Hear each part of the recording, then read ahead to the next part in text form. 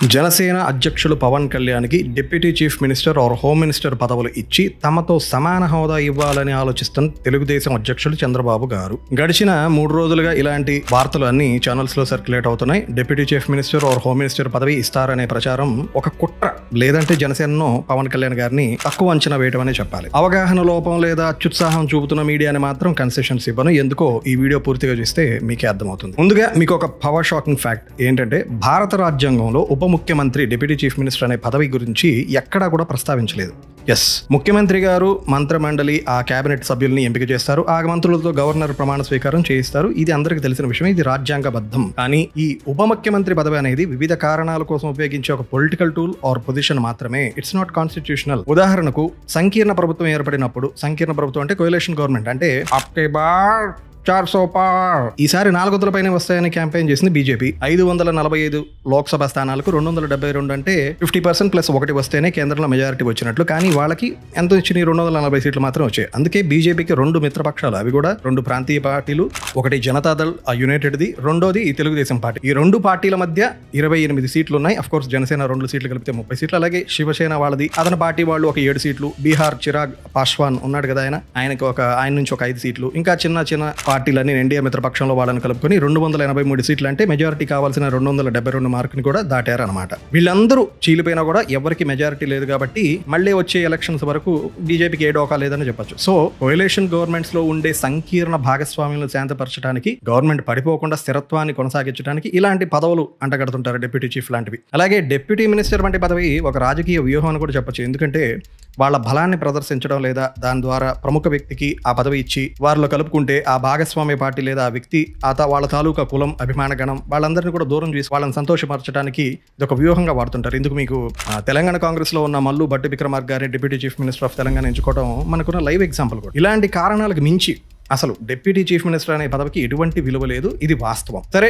Deputy కాకుండా home minister or cabinet minister, ఆ portfolio minister, విద్యా, వైద్యం, ఆరోగ్యం, స్త్రీ శిశు సంక్షేమ పథకాలు, ఆ మంత్రులు ఉంటారు కదా, వాటి పదవులు మరి అవి రాజ్యాంగబద్ధమే కదా. ఈ మంత్రి పదవులు జనసేన పార్టీకి, పవన్ కళ్యాణ్కి మేలు చేస్తాయా? ఆ ప్రభుత్వ తాలూకు పోర్ట్ఫోలియోలో పదవి చేపట్టడం అంటే విధానపరమైన నిర్ణయాలు మరియు పాలనపై గణనీయమైన ప్రభావాన్ని అందించేందుకు ఆ మంత్రి పదవులు ఒక గొప్ప అవకాశం అనే చెప్పొచ్చు. ఫర్ ఎగ్జాంపుల్, పవన్ కళ్యాణ్ గారికి హోమ్ మినిస్టర్ ప్రపోజల్ తెచ్చి ఆయన యాక్సెప్ట్ చేస్తే పోలీస్ శాఖ మొత్తం అతని మాట వినాలి కాబట్టి రాష్ట్రంలో ఫ్రెండ్లీ పోలీసింగ్ రావచ్చు. సరైన సమయంలో రక్షణ, ఆడపిల్లలకు ఆ మానభంగాలు జరగకుండా పవన్ కళ్యాణ్ గారు లేవనెత్తారు కదా, అదృశ్యమైన 30,000 మంది మహిళలు, ఆడపిల్లలు, ఇటువంటి కీలకమైన జటిలమైన సమస్యలన్నీ కూడా పరిష్కృతమయ్యే అవకాశం ఉంది. మెరుగైన పరిస్థితి కూడా వస్తుందనడంలో ఎటువంటి సందేహం లేదు. కానీ రాష్ట్ర చరిత్రలో ఎప్పుడు కూడా ఆనెస్ట్లీ స్పీకింగ్ గెలిచిన ఏ ముఖ్యమంత్రి కూడా ఒక పవర్ఫుల్ హోమ్ మినిస్టర్ పెట్టిన దాఖలాలు లేవు. పవన్ కళ్యాణ్ హోమ్ మినిస్టర్ అయితే వచ్చే ప్రమాదం గురించి ఒక సరదా ఎగ్జాంపుల్. 2014లో టీడీపీ నుండి గెలిచిన 102 ఎమ్మెల్యేలో 52% అంటే 53 ఎమ్మెల్యేలు వాళ్ళు తమ పైన క్రిమినల్ కేసెస్ ఉన్నాయని వాళ్ళే అఫిడవిట్లో తెలిపారని ఏడీఆర్ ఇచ్చిన రిపోర్ట్. ఈ వాస్తవాలన్నీ మనకి ఆన్లైన్లో దొరుకుతాయి. ఇప్పుడు 2024లో అటు ఇటు వీళ్లే ఉన్నారు, అప్పుడున్న వాళ్లే ఉన్నారు కాబట్టి ఈ లెక్కల్లో పెద్ద తేడా ఏమి ఉండదు. Imagine Pawan Kalyan as home minister Chandrababu గారి దగ్గరికి వెళ్ళి, సార్ మీ టీడీపీలో సగం మంది పైన క్రిమినల్ రికార్డ్స్ ఉన్నాయి, వాళ్ళని ఇంట్రోగేషన్ చేయాలనుకుంటున్నాను, మీ సంతకం కావాలి సార్ అన్నాడు అనుకోండి. ఫైల్ ఓపెన్ చేసిన వెంటనే లిస్ట్ లో మొదటి స్థానంలో చంద్రబాబు గారి పేరే ఉంటే దీనికి ఎవరి మనోభావాలు హట్ అయినా సరే సిబిఎన్ గారి పైన వేరు కేసుల్లో 24 ఎఫ్ఐఆర్లు ఉన్నాయి. మెజారిటీ వైఎస్ఆర్సీ పెట్టినవి అయి ఉండొచ్చు, మనం ఆ డీటెయిల్స్ లోకి వెళ్ళటం లేదు. సో అలాంటి ఫైల్ తీసుకొచ్చి సంతకం చేయించారని పవన్ కళ్యాణ్ అంటే, మంచి పని చేసావు తమ్ముడు, సో ప్లీజ్ గో హెడ్ అంటారా చంద్రబాబు గారు? ఏ పోర్ట్ఫోలియో మినిస్టర్ ఇచ్చినా ఏదో నామకావాస్తి పదవి, లేదంటే అబ్బో Pawan Kalyan Andhra Pradesh home minister అంటరా, deputy minister అంటరా అని అల్పమైన స్వల్పమైన శ్యామల కథలు అలాగే మిగిలిపోతాయి తప్ప పెద్దగా ప్రయోజనం ఏమి ఉండదు. ఎందుకంటే చీఫ్ మినిస్టర్ కాకుండా ఏ పదవి శాఖ మంత్రి అయినా end of the day chief మినిస్టర్కే రిపోర్టింగ్ చేయాలి. రొటీన్ ఎమర్జెన్సీ సిచ్యువేషన్స్ మినహాయిస్తే మేజర్ డెసిషన్స్ అన్ని కూడా చీఫ్ మినిస్టర్ సంతకం పెడితేనే, లేకపోతే ఎవ్వరి మాట చెల్లదు. అయినా లాస్ట్ టైం వైఎస్ఆర్సీపీలో మనం చూసాం కదా, ఒకరు కాదు 5 మంది ఉప ముఖ్యమంత్రులు, 20 మంది కేబినెట్ మంత్రులు అనుకుంటా పనిచేశారు. రాష్ట్ర ప్రజలకే కాదు, సడన్ గా మీరు ఏ శాఖకు పనిచేశారంటే అని వైఎస్ఆర్సీపీ వాళ్ళని అడిగినా కూడా వాళ్ళు కూడా చెప్పలేని పరిస్థితి. అంత వాల్యూ ఉంది ఆ మినిస్ట్రీ పదవులకి. మరి ఏ శాఖలో లేకుండా జనసేన అధినేత పవన్ కళ్యాణ్ తన సేవలను కేవలం ఒక ఎమ్మెల్యేగానే కొనసాగాల అంటే, ఈ సీఎం పోర్ట్ఫోలియోలో ఉండే అన్ని మంత్రి శాఖల కన్నా చెప్పాలంటే సీఎం కన్నా ఎక్కువ ప్రజాదరణ పొందే పదవి ఒకటి ఉంది. చట్టసభల్లో సామాన్యుడి గొంతుకగా ఆ సామాన్యుడి ఆకాంక్ష నెరవేరాలంటే పార్టీలతో సంబంధం లేకుండా అర్హత కలిగిన ప్రతి పౌరుడికి ప్రభుత్వపరమైన సంక్షేమాలు, అభివృద్ధి ఫలాలు సమానంగా లభించాలంటే అత్యంత మెజారిటీ వచ్చింది కాబట్టి మా ఇష్టానుసారం ప్రవర్తిస్తామని అధికార బలంతో ప్రభుత్వం గాడి తప్పకూడదంటే అసలు ప్రభుత్వం అంటే ప్రజాస్వామ్యం అంటే సామాన్యుడి చేతిలోని అత్యంత శక్తివంతమైన రాజ్యాంగ అస్త్రం అని రుజువు చేయాలంటే ఇవన్నీ జరగాలంటే పవన్ కళ్యాణ్ ప్రతిపక్ష నేతగా నిలబడాలి. లీడర్ ఆఫ్ ద అపోజిషన్ గా తన కర్తవ్యం నిర్వర్తిస్తేనే ప్రజాస్వామ్యం నిలబడుతుంది. ముందుగా పవన్ కళ్యాణ్ గారు అపోజిషన్ లీడర్ గా ఉంటే రాష్ట్రానికి కలిగే మేలేంటో చూద్దాం. ఆ తర్వాత వాళ్ళ పార్టీకి ఆయన పర్సనల్ గా బెనిఫిట్ అయ్యేదేంటో చూద్దాం. మొట్టమొదటిది జవాబుదారీ పాత్ర. అధికారంలో ఉన్న ప్రభుత్వం తన చర్యలు మరియు నిర్ణయాలకు జవాబుదారీగా ఉంటుందని ప్రజలకు నమ్మకం కలిగించాలంటే ప్రతిపక్ష నాయకుడే అది నిర్ధారించగలడు.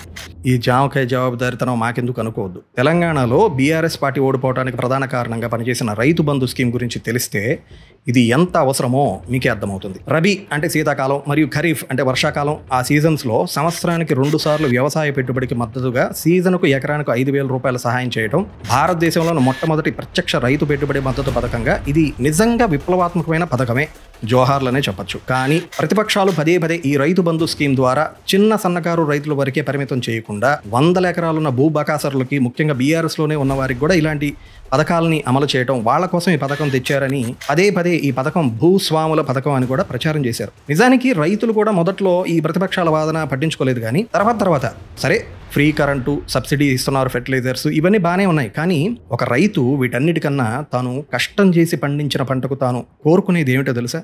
కనీస మద్దతు ధర, ఎ గుడ్ ఎంఎస్పి. రైతాంగానికి బీఆర్ఎస్ పార్టీకి ఇక్కడే దెబ్బ కొట్టింది. హైదరాబాద్లో అంటే ఆ ఫలాలన్నీ అందరూ చదువుకున్న వర్గాలన్నీ అనుభవించారు. స్థలం ఉన్న ప్రతి ఒక్కడు కోటీశ్వరుడు అయ్యాడు కాబట్టి హైదరాబాద్లో చాలామంది అనుకూలంగా వేశారు. కానీ తెలంగాణ అంటే హైదరాబాద్ ఒకటే కాదు కదా. దీనికి తోడు తెలంగాణ కాంగ్రెస్ ఎప్పుడైతే తమ మేనిఫెస్టోలో రైతుల కోసం పంటల కనీస మద్దతు ధరకు చట్టబద్ధత తెస్తాం, దానికి మేము జవాబుదారీతనంగా నిలబడతామని వాగ్దానాలు ఇచ్చారు కాబట్టి కాంగ్రెస్కే వాళ్ళు తమ ఓటు వేశారు రైతాంగం అంతా. ఇక రెండవది ట్రాన్స్పరెన్సీ, పారదర్శకత. మద్యపాన నిషేధం చేస్తానని చెప్పి అధికారంలోకి వచ్చిన జగన్మోహన్ రెడ్డి గారు అదే మద్యం పైన ఇల్లీగల్ లిక్కర్ బిజినెస్ కి శ్రీకారం చుట్టాడని ప్రతిపక్షంలో ఉన్న టీడీపీ పదే గుర్తు చేశారు. ఇంకా జనసేన అధ్యక్షులు గారు అయితే ఒక మెట్టిక్కు వెళ్లి జగన్ సర్కార్ కల్తీ మద్యం అమ్మటమే కాకుండా ఏడాదికి 9,000 కోట్ల ధనాన్ని దోచుకున్నాడు, తద్వారా రాష్ట్ర ఆదాయానికి కూడా గండి కొట్టాడు. రాష్ట్రంలో ఎక్కడ మద్యానికి డిజిటల్ పేమెంట్స్ లేవు, అంటే ప్రభుత్వం పారదర్శకంగా పనిచేయలేదు అని ఫ్యాక్చువల్ ఇన్ఫర్మేషన్ డేటాని ప్రజల్లోకి తీసుకెళ్లి సక్సెస్ అయ్యారు. కాబట్టి ఈ రోజు కూటమికి ఇంతటి ఘన విజయం.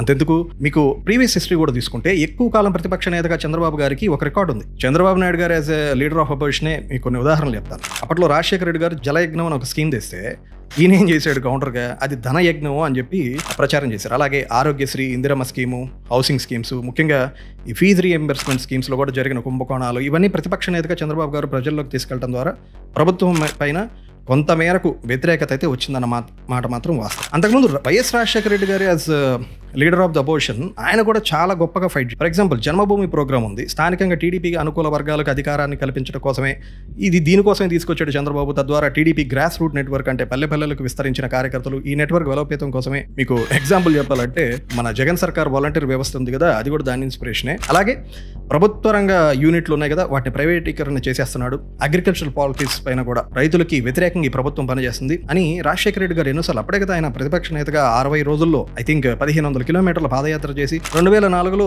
కాంగ్రెస్ ని ప్రభుత్వంలోకి తీసుకొచ్చాడు. అది YSRCP as an opposition leader.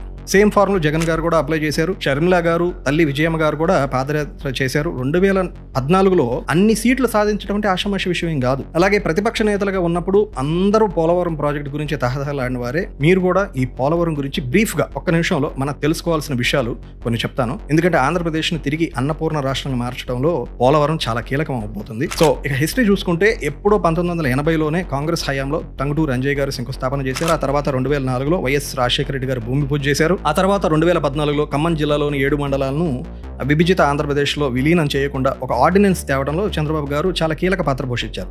అది తెస్తేనే నేను సంతకం పెడతానని కూడా ఆయన పట్టుబట్టి కూర్చున్నారు. అలా 1980 నుంచి 2014లో ఇవన్నీ జరిగిన హైలైట్స్. కానీ తమాషా ఏమిటంటే 2009లోనే ఈయన రాజశేఖర రెడ్డి గారు మేము 3 ఏళ్ల పోలవరం కట్టేసేస్తాం అన్నారు.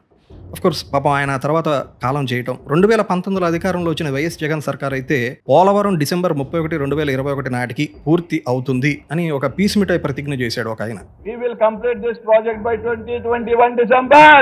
మరి ఇంత కాలయాపన చేశారు. ఇకనైనా ఇప్పుడు 2000 అంటే ఈ 2024లో అధికారంలోకి వచ్చిన చంద్రబాబు నాయుడు గారు ఈయన కూడా పోలవరం విషయంలో జాప్యం చేయకుండా ఆ సంబంధిత శాఖ మంత్రులు లేదా అధికారులు ఆ నిధులు దుర్వినియోగం జరగకుండా పారదర్శకంగా పనిచేయాలంటే వాళ్ళని నిత్యం పర్యవేక్షణలో ఉంచే పని ఒక్క ప్రతిపక్ష నేత మాత్రమే సాధ్యం. మీకు అనిపించవచ్చు ఇంత పెద్ద గొప్ప ప్రాజెక్టుకి ఎవరైనా అన్యాయం చేస్తారా, అది కూడా బాబు గారు అని అనుకుంటే మీరు పొరపాటే. సరే, ఇది డైరెక్ట్ ఎగ్జాంపుల్ కాదు. కాళేశ్వరం ప్రాజెక్టు మీకు బెస్ట్ ఎగ్జాంపుల్. నిజానికి కాళేశ్వరం ప్రాజెక్టు ఒక గొప్ప జలకళ తెచ్చింది తెలంగాణకి, ఇందులో ఎటువంటి సందేహం లేదు. కానీ రేవంత్ రెడ్డి గారు పదే నిధులు మళ్లించారు. కాళేశ్వరం లిఫ్ట్ ఇరిగేషన్ ప్రాజెక్టు ఒక పెద్ద మెగా స్కామ్. అంటే ఆయన మెగా ఇంజనీరింగ్ అండ్ ఇన్ఫ్రాస్ట్రక్చర్ అధినేత పివి కృష్ణారెడ్డి గారితో ఈయన కేసీఆర్ గారు కుమ్మక్కయ్యి ఇది ఒక పెద్ద మెగా స్కామ్కి శ్రీకారం చుట్టారని పదే మొత్తుకున్నాడు. ఈ రోజు ఆయన అధికారంలోకి వచ్చిన వెంటనే ఆ మేడిగడ్డ బ్యారేజ్ వద్ద పగుళ్లను వాటికి సంబంధించిన విజిలెన్స్ ఎంక్వైరీ చేయడంతో పాటు 1,00,000 కోట్ల వ్యయంతో ఇది నిర్మించారు.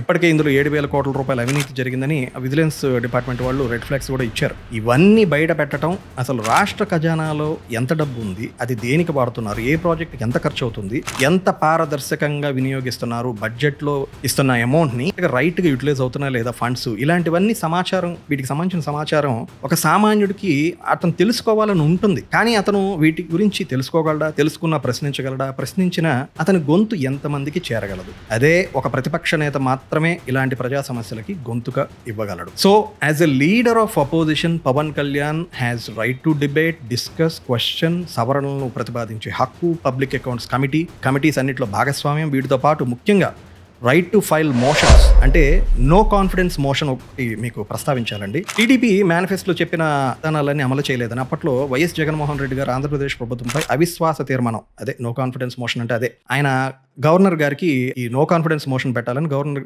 కోరింది. ఎందుకంటే అప్పట్లో బీజేపీ ఏపీకి రావాల్సిన న్యాయపరమైన స్పెషల్ కేటగిరీ స్టేటస్ ఇవ్వనప్పుడు టీడీపీ చంద్రబాబు నాయుడు గారు మీడియా ముందుకు వచ్చేసి స్పెషల్ ఫైనాన్స్ అసిస్టెన్స్ ఇస్తే చాలు, దానికి ఒప్పుకుంది బీజేపీ అని అన్నారు. టీడీపీ ఓడిపోవడానికి one of the many reasons లో ఇది కూడా ఒకటే. కామెడీ ఏంటంటే అంత వీరుడుగా పోరాడిన జగన్ గారు, అవిశ్వాస తీర్మానం దాకా వెళ్ళిన ఆయన అధికారంలోకి వచ్చినాక మోడీ గారికి దత్తపుత్రుడిలాగా ఈ విషయం గురించి ఒక్క మాట కూడా అనలేదు. పైగా బీజేపీ తెచ్చే ప్రతి చట్టానికి వైఎస్ఆర్సీపీ అది అసలు కూటమిలో లేకపోయినా కూడా తను ఒక కట్టప్ప బానిసత్వాన్ని నిరూపించుకున్నాడు జగన్ గారు. సో ఒక్క ప్రతిపక్ష నేతకు మాత్రమే ఒక క్వశ్చన్ అవర్ ద్వారా ఆయా శాఖల విధానాలు, నిర్ణయాలు, ఆ మంత్రులను ప్రశ్నించడానికి కానీ మీకు 0 అవర్ అని ఒకటి ఉంటుంది. దాని ద్వారా ప్రజా ప్రాముఖ్యత గల అంశాలను తక్షణమే లేవనెత్తచ్చు.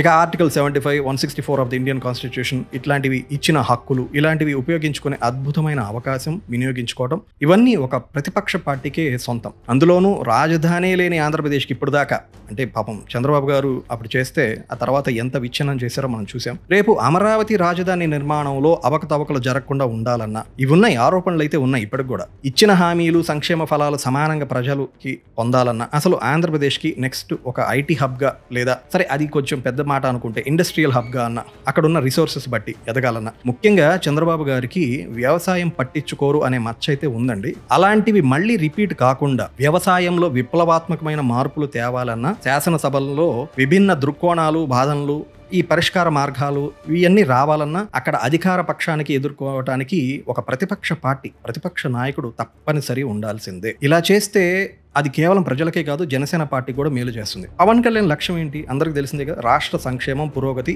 ఇవి జరగాలంటే ఓట్లు చీలకూడదు, అల్టిమేట్ గా జగన్ మళ్ళీ రాకూడదు. జగన్ ఓడిపోయాడు, అది జరిగింది, గోల్ అచీవ్, టార్గెట్ అకంప్లిష్, అన్ని అయిపోయినాయి. కాబట్టి ఇక నిద్రపోదామా? మరి సంక్షేమం, పురోగతి, అభివృద్ధి, ఆయన విజన్ 2047 అన్నారు. మరి వాటి పరిస్థితి ఏంటి? ఇప్పుడు 21 సీట్లు వచ్చాయని ఎప్పటికీ 21కే జనసేన సర్ది పెట్టుకుంటుందా? మరి పార్టీని బలోపేతం చేస్తూ రాష్ట్ర ప్రజలకు ఆల్టర్నేట్ గవర్నమెంట్ అంటే టీడీపీకి ప్రత్యామ్నాయ ప్రభుత్వం ఏర్పాటు చేసే సత్తా జనసేనకి ఉందని నిరూపించుకునే అద్భుతమైన అవకాశం కూడా ప్రతిపక్ష నేతగానే అది సాధ్యం అవుతుంది. ఎందుకంటే ఆయన రాజకీయ ప్రస్థానం చేసి ఒక దశాబ్ద కాలం పైన అయ్యుండొచ్చు. ఇప్పటిదాకా ఒక ఎత్తు, ఇప్పుడు మాత్రం ఒక ప్రజాప్రతినిధిగా ప్రత్యక్ష రాజకీయాల్లో పవన్ కళ్యాణ్ ఎలా పనిచేస్తాడని ప్రజలందరి దృష్టి అతనిపైనే ఉంటుంది. అందరూ అబ్జర్వ్ చేస్తుంటారు ఆయన ఎలా చేస్తాడని. ఆల్సో 4 దశాబ్దాల రాజకీయ ఉద్దండుడిగా, వ్యూహాలు పన్నే చాణక్యుడిగా పేరొందిన చంద్రబాబు నాయుడు గారిని ప్రతిపక్ష నేతగా ఎదుర్కోవటం అంటే ఆషామాషి వ్యవహారం కాదు. టీడీపీలో పనిచేశాడు, సోనియా గాంధీని తిట్టాడు అని తెలిసి కూడా అధిష్టానం రేవంత్ రెడ్డి గారిని ఎందుకు ఎంచుకుంది? వాయిస్ ఆఫ్ ద పీపుల్ అయ్యాడని గ్రహించారు కాబట్టి. అలాగే ఆయనకి ఏదో ఒకటి పిచ్చివాగుడు వాగటం కాదు, సబ్జెక్ట్ నాలెడ్జ్ ఉన్నవాడు, అనర్గళంగా సబ్జెక్ట్ మీద మాట్లాడగలిగిన వక్త ఎవరు? రేవంత్ రెడ్డి గారు. అంటే పవన్ కళ్యాణ్ కూడా రేపటి రోజున ఒక నామకావస్తి ప్రతిపక్ష నేతగా ఉండటం వలన అది వృధానే. అలా కాకుండా పవన్ కళ్యాణ్ జనసేన పార్టీ దృష్టి సమయం మొత్తం కూడా ప్రభుత్వం వేస్తున్న ప్రతి అడుగులపైన పెట్టి నిశితంగా పరిశీలిస్తూ గతంలో ఒక ప్రతిపక్ష నేతగా ఒక సీఎంగా ఉన్నప్పుడు చంద్రబాబు నాయుడు గారు ఎలా పనిచేశారు, ప్రతిపక్ష నేతగా ఎలా ఉన్నాడు, అధికారంలో ఉన్నప్పుడు ఎలా ఉన్నాడు, ఇప్పుడు ఎలా ఉన్నారు, ఇలాగే కొనసాగితే రేపటి భవిష్యత్తు ఎలా ఉండొచ్చు, అది ప్రజలకు మేలు చేస్తుందా లేక మోసం చేస్తుందా, ఇలాంటి అనేక కోణంలో అంశాలను పరిగణనలోకి తీసుకొని ఆ పాలసీసు, కమ్యూనికేషన్స్, ఇచ్చిన ప్రామిసెస్ అన్నీ కంపేర్ చేసుకుంటూ మేధో మథనం జరిగితే ప్రభుత్వం చేసే అవకతవకలు తప్పకుండా చేస్తారు అధికారంలోకి వచ్చినాక. అది తప్పించుకోవడానికి వ్యూహాలు వేస్తుంటారు. వాటికి ప్రతి వ్యూహాలు వేయాలంటే ఇంతటి బ్యాక్గ్రౌండ్ వర్క్ జరగాలి. సరే, worst case scenario if Pawan Kalyan accepts TDP portfolio ministry, ఇక ప్రజాస్వామ్యం లేనట్లే. ఇఫ్ అలా జరిగితే మాత్రం రాబోయే కాలంలో మళ్ళీ జగన్ గారే బలమైన ప్రతిపక్ష నేతగా ఎదిగే అవకాశం ఉంది. అది కూడా if and in case within 6 months Jagan గారు జైలుకి వెళ్లకుండా ఆయన పార్టీ మీద గెలిచిన వాళ్ళు జనసేన వారు షర్మిల గారి కాంగ్రెస్లో చేరకుండా విచ్ఛిన్నం కాకుండా ఉంటే, ఇది ఇఫ్ కాదు ఉఫ్ఫే, ఇవన్నీ పెద్ద ఇఫ్లే, ఇవన్నీ జరిగే పనులు కాదులేండి. ఇంత విన్నాక పవన్ కళ్యాణ్కి leader of the opposition better అంటారా, లేదా చంద్రబాబు నాయుడు గారి కింద ఒక మినిస్టర్ పదవి ఏది ఆయన ఒప్పుకుంటే సమంజసం అని మీకు అనిపిస్తుందో కామెంట్స్ తెలియజేయండి. Stay healthy and stay happy. 2019లో ఒక్క సీటు కూడా ఉన్నది అటు ఇటు కాని పరిస్థితులు ఈ రోజున జనసేన ప్రధాన ప్రతిపక్షంగా అసెంబ్లీలోకి అడుగు పెట్టబోదు. అధికారంలో భాగస్వామ్యం తీసుకుంటాం ఖచ్చితంగా. అది రెండింటి మధ్య ఎలాగనేది టెక్నికల్ ఆస్పెక్ట్స్ ఎలాగో చూడాలి.